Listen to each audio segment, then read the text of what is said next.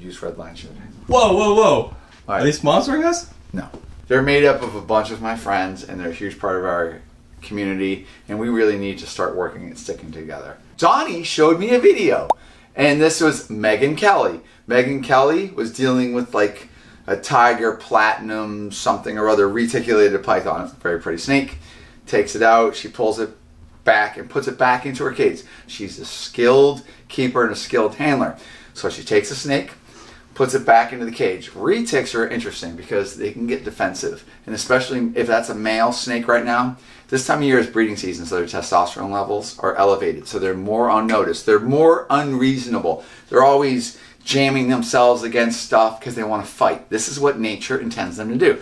Megan knows her animals like a lot of other competent retic keepers. So she takes the animal, puts it back into the cage, and they get a little squirrely, a little bit whatever. This is all part of it. This goes on all the time. As she's shutting the cage, the tail, because the snakes they get a little bit nervous and they'll kind of like try to grab something. Snake grabbed the tail.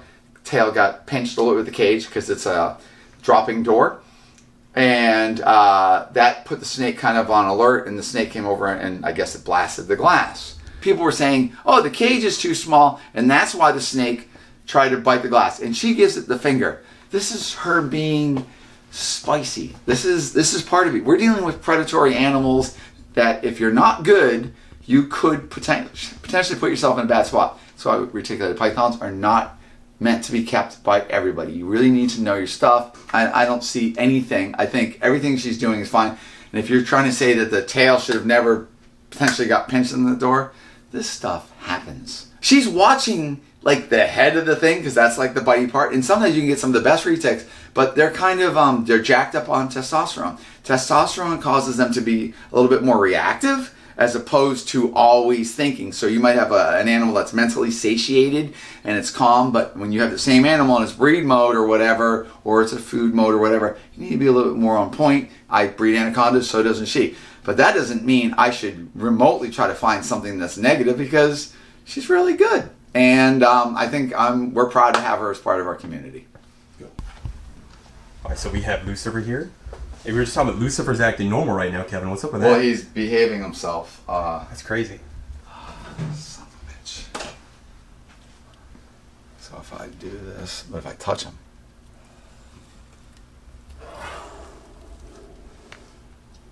So he's a het leucistic. Look at that. So they're always like territorial and reactive. So right here, we kind of have a little bit of a standoff right here. So these are both these animals. They're defeating their desire to predate on another snake because they're both king cobras. And when they come together, it's for breeding. It's not for eating each other. But potentially a large king cobra would always use a small king cobra as a food opportunity. In this case, the male, he's just about the same size as her. I have bigger males, and he's been in here for breeding. So they actually just started breeding. Look at him. And look at all this. This is such defensive behavior. He's not opening his mouth. He pretty much is just being kind of ridiculous. But this is actually pretty good, the behavior. So what are you trying to make with these two guys? What do they make when you... Het leucistic king cobras. So he's a menace to society. This guy, one sec. Let's get my key in there. He is, he's irrational. So so when we're handling king cobras, once you understand the basic things, they're reasonably reliable in their behaviors if you have a socialized, confident one. So this animal is very not apt to bite, not really interested, very, very thinking, not really worried about anything. So when that happens, very reliable. So this is a very, I know what I could do with it, I just can't. Why can't you? I just can't, because it's not, there's no benefit. And it's, as a venomous keeper, you always have to kind of sometimes, hey, I'm doing something stupid, I need to be a little bit more thoughtful, and you have to think of the bigger picture. And I love this snake so much, I would never want to paint this animal in any kind of bad light. Guys, this isn't about views, this is about actually boringly trying to educate you, trying to foster more tolerance, more empathy, more consideration of a beautiful species like this. And that just sadly is boring. It's okay. It's not the end of the world. Just like wonderful. Him, look at him. He is just upset. He is constantly upset, constantly worried. Look at that. That's great. So you can see that's where I did that little bit of surgery. He could have died easily. He had horrible parasite load and horrible problems when I got him. And he recovered, and now he's a very strong captive. Look at that. Weird. Lucifer, let's see how you react to my hand. Lucifer, I love you so much. No, get away from me. He's a runner. Always showing you the back of his neck. Now look, she's just seeing this. So whenever they're curious and a little bit excited, they're gonna spread out their ribs, which is ultimately their hood. And that, she even, look at that. She opened her mouth. She was doing that at him a minute ago. So she's kind of geeked out that he's in her cage. And in a cage, we've trapped. These animals might come together, they might breed, and then it's over. But in this state, I haven't moved him out of her cage, but that's really interesting. But they have been breeding, so it's pretty cool. A lot of good behavior. Oh, you see her open her mouth. Yeah. She's been doing it for a while. She never does that. I got 2 clips of her now doing that. I mean, never. I'm going to be sending some of this to Brian. Do you want to say anything to Brian? I love Brian. Yeah. Brian Barczyk. That's it? Yeah, You Brian. want to say maybe to him since the video is going to be in his I head? love to Brian. What? So like, I love you, Brian? I love you, Brian. No. So it's Brian, I don't even know what I'm doing. I guess I'm doing King Cobra clip. But thank you very much for considering me as actually having anything worthwhile to say about King Cobras. That's right. Well, he might not like this footage. Just kibosh. That could be true. I could play with him too. Yeah, you gotta impress get a little Brian. more He's done here. it all. Oh, yeah, sure. Look at that behavior. I wish I could stick mine. I know.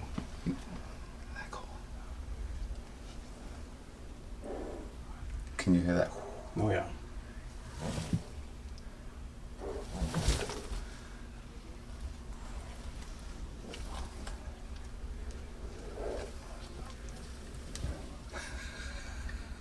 Coverfest. She is just wonderful. Look at Josh. Dada. No ill will whatsoever. And I love that. God, that's awesome.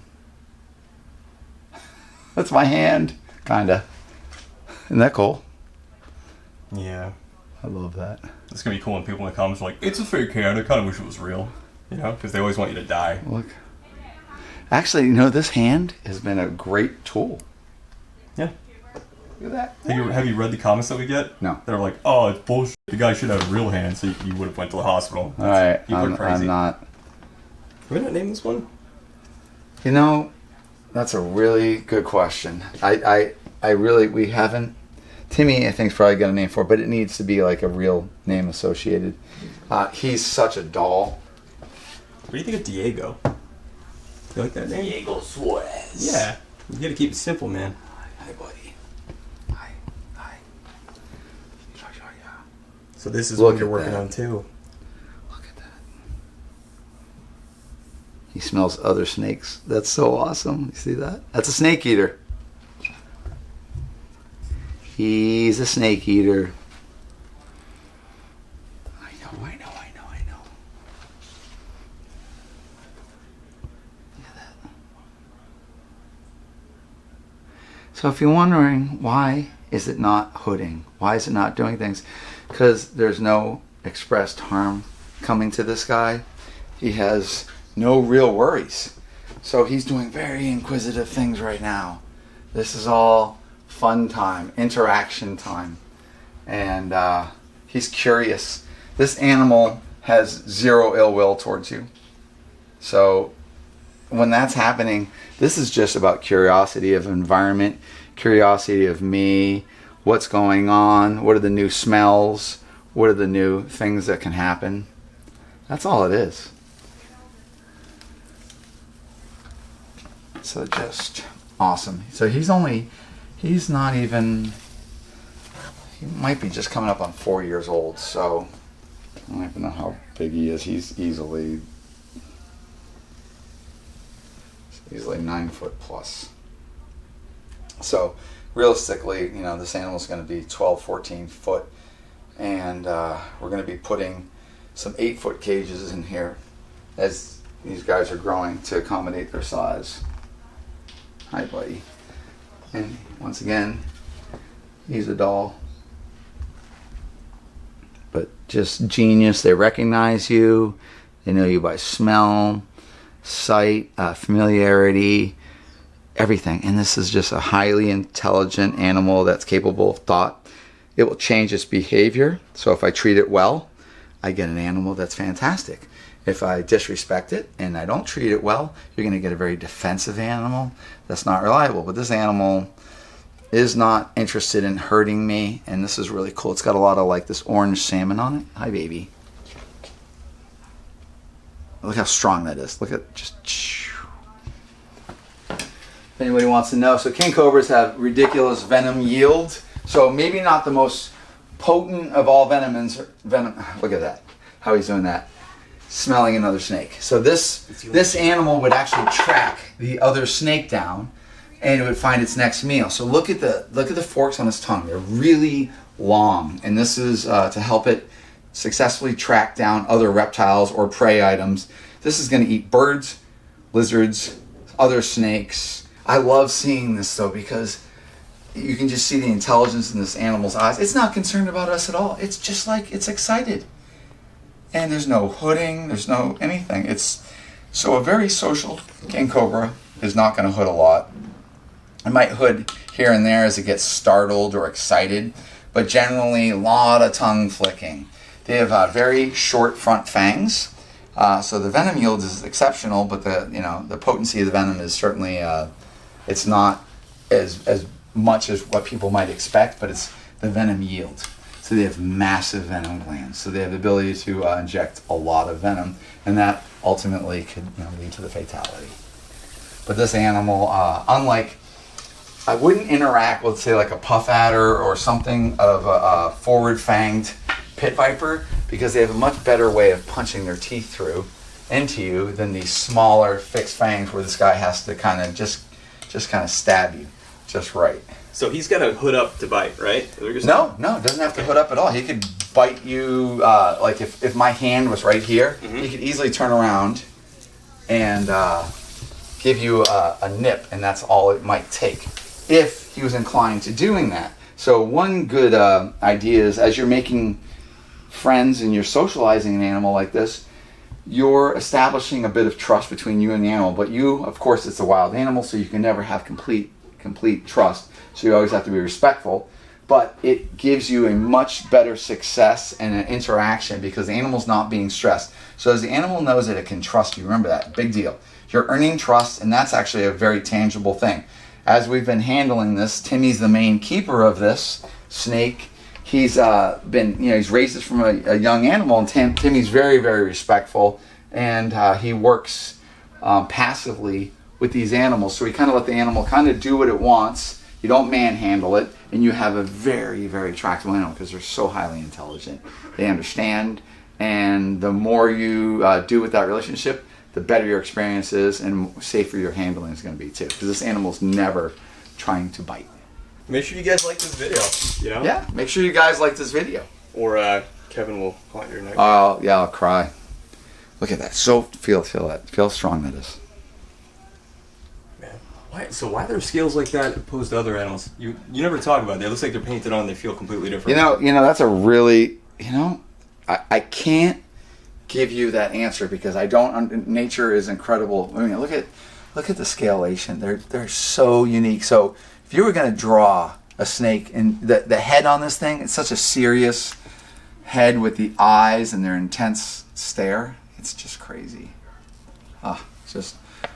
I mean, as much as I deal with an animal like this, I don't think I'm ever going to lose my affinity for this animal because I don't understand them. I know a lot less about them than what I actually do know. So that's kind of interesting, and that always keeps you going.